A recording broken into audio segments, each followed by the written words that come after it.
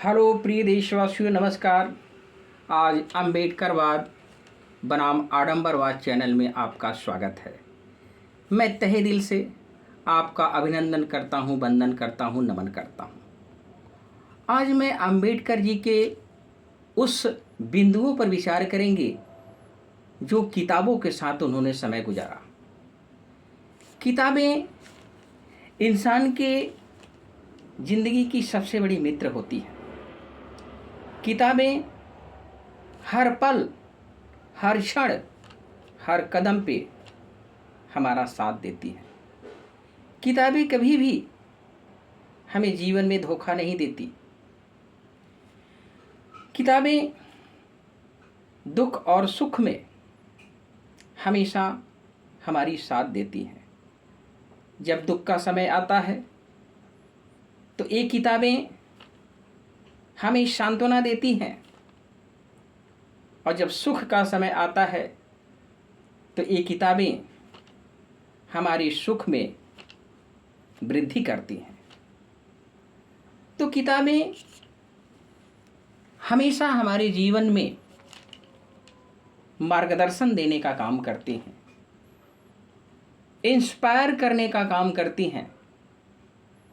अम्बेडकर जी हमेशा किताबों के साथ लगे रहे। किताबों का साथ उन्होंने कभी नहीं छोड़ा। किताबें एक ऐसी मित्र होती हैं जो कठिन समय आने पर हमारी साथ देती हैं। ए friend in need is a friend Indeed. सच्चा मित्र वही है जो जरूरत में काम दे।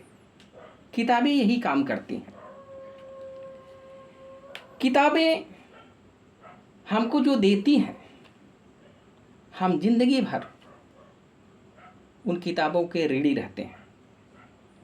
किताबें हमसे कुछ लेती नहीं हैं, बल्कि हमें देती हैं। हम जितना उनसे ज्ञान अर्जित करना चाहते हैं वो हमको देती जाती है। अगर ये किताबें हमें ज्ञान न देती तो हमारा जीवन एक पशु के समान था। हम एक नर पशु से कम ना होते। मैं धन्यवाद देता हूं इन किताबों को और उन विद्वानों को जिन्होंने किताब लिखा हम लोगों के लिए। ये किताबें हमें अतीत से परिचय कराती हैं, वर्तमान में चलना सिखाती हैं और भविष्य का आकलन करती हैं, और हमें सावधान करती हैं कि भविष्य में अगर आपको कुछ पाना है तो वर्तमान में कैसे चलना होगा। ये हमें किताबें सिखाती हैं। किताबें हमें उन बिंदुओं पर भी साथ देती हैं जहां कंपटीशन की दुनिया आती है। किताबें हमेशा हमारे वर्तमान, हमारे भूत और हमारे भविष्य तीनों का सामंजस्य बैठा करके हमें ज्ञान देती है। अम्बेडकर जी जैसा दीवाना, किताबों का दीवाना शायद मैंने कभी नहीं देखा। जब उनसे पूछा गया कि परिवार बड़ा है या किताबें, उन्होंने स्पष्ट कहा था कि मेरे परिवार से भी ऊपर मेरी किताबें हैं। मैं किताबों का साथ नहीं छोड़ सकता। हालांकि परिवार भी प्रिय था, लेकिन किताबों को उन्होंने परिवार से भी ऊपर माना। इस किताबों को पढ़ते पढ़ते पूरी रात गुजर जाती थी।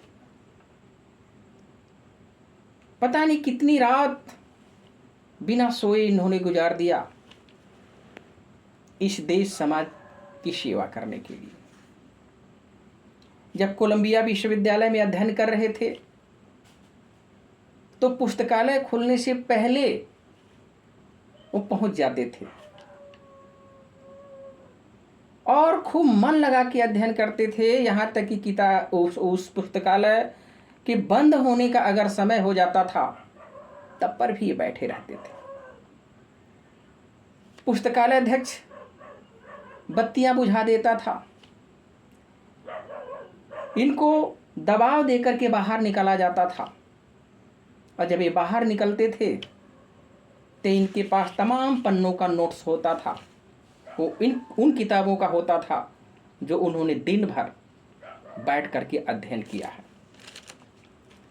एक बार इनका प्रिय सचिव नानक चंद्र रत्तू कई दिनों तक इनके घर पे रुका रहा।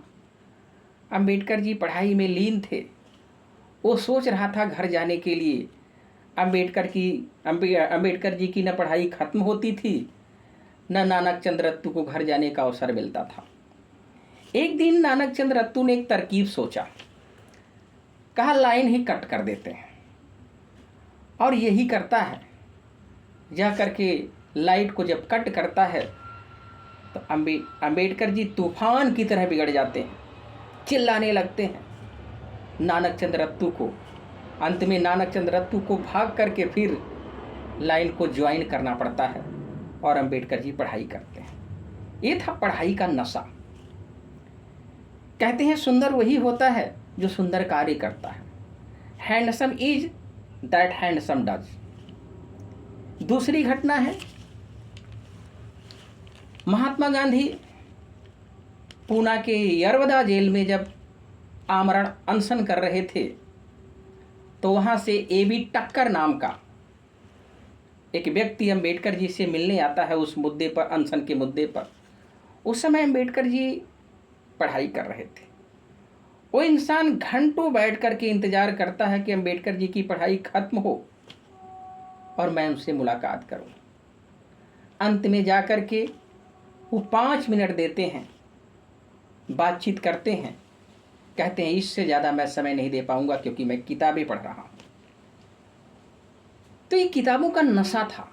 क्यों ऐसा था? क्योंकि किताबें उनको कुछ दे रही थी, किताबों से कुछ प्राप्त कर रहे थे, इसलिए वो किताबों में लीन हो जाया करते थे।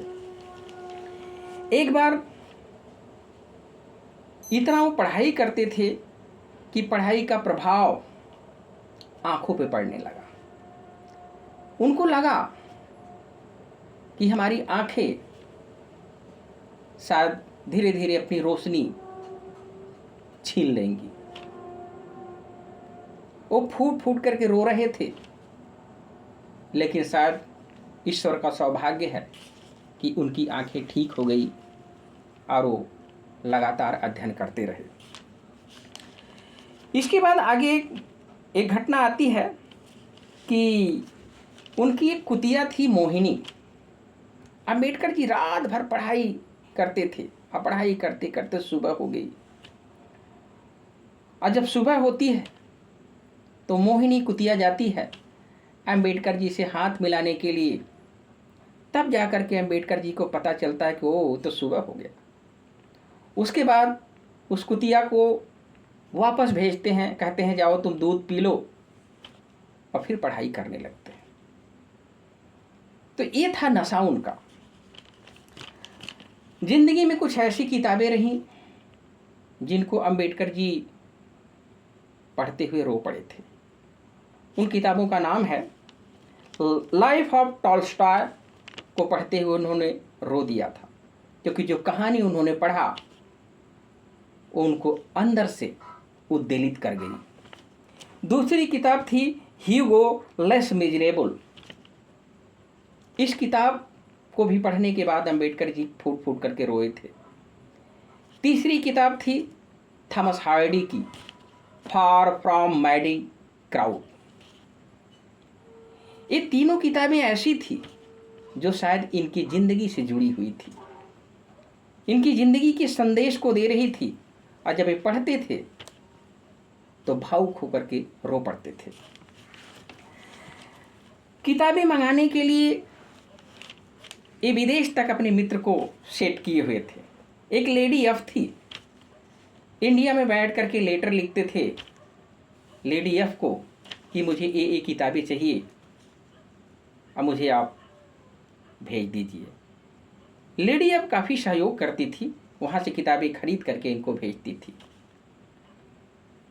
पुस्तकालय की इतनी बड़ी दीवाने थे कि उन्होंने एक बहुत बड़ा पुस्तकालय बनवाया, राजगृह।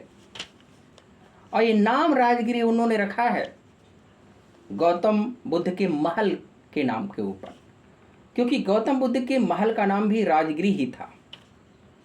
इस किताब में इस पुस्तकालय में 50,000 किताबें हैं। ये कभी किताब किसी को देते नहीं थे, अगर कोई मांगता भी था तो कहते थे कि आप आकर मेरे पुस्तकालय में पढ़ लीजिए, लेकिन ले जाने के लिए मैं नहीं दूंगा।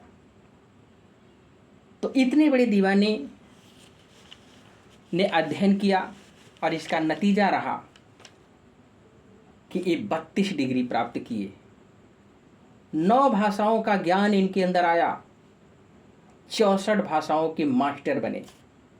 तो जीनियस आदमी बनी किताबों के सहयोग से। तो मैं और मेरा देश, मेरा समाज अंबेडकर जी का सदैव ऋणी रहेगा, आभारी रहेगा। इन्हीं शब्दों के साथ मैं अपनी वाणी को विराम देता हूँ। चांदनी चाँद से होती है, सितारों से नहीं। जिंदगी जंग से होती है, बहारों से नहीं। जय संविधान, जय भीम, जय भारत। नमो बुद्धाय, नमो बुद्धाय, नमो बुद्धाय।